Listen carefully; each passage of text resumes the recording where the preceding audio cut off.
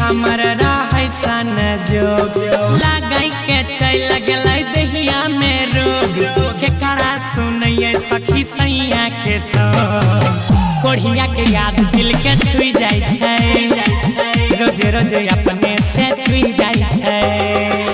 सैया जी के याद दिल के छुई जाय छै हे गई से जिए पे अपने से छुई जाय छै भोगे नहीं पलिए जवानी के भोग निमन नहीं रहे हमर सन जो रोजे सताबै छै ओकरे वियोग के करा सुनैये के कोढ़िया के सो सैया जी के याद दिल के छुई जाय छै से जिए पे अपने से छुई जाय छै कोढ़िया के याद दिल के छुई जाय छै गई गई गई से जिए पे अपने से छुई जाय छै सैया जी के याद दिल के छुई जाय छै डीजे लाल बाबू छुई जाय छै छुई जाय छै DJ Shri digital audio recording studio Bihariganj आँखी के कजरा लोड़ से धुआइलै सोरह सिंगार भलै नास गे सोरह सिंगार भलै बिरह वियोग में बीतै जवानी ओकरा नहीं छै एहसास गे हमर हालत गे के नहीं के जाने बलमा बिना गे मनवो नहीं माने जानते जे बतिया हंसते सब लोग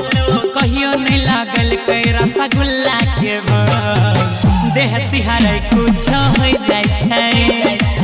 रतिया में अपने से छुई जाय छै सैया जी के याद मन के छुई जाय छै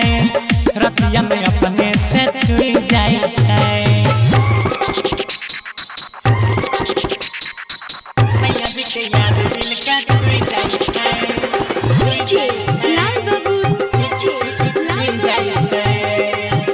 छुई जाय छै DJ Shri digital audio recording studio Bihariganj खाना पीना नहीं धसै छै हमरा गलल जाय छै शरीरिया गे गलल जाय छै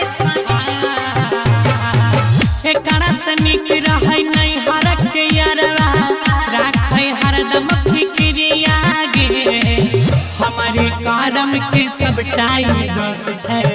गौरव जे के नहीं कोनो या फसस छै मल्लिक राकेश नहीं बुझै छै वियोग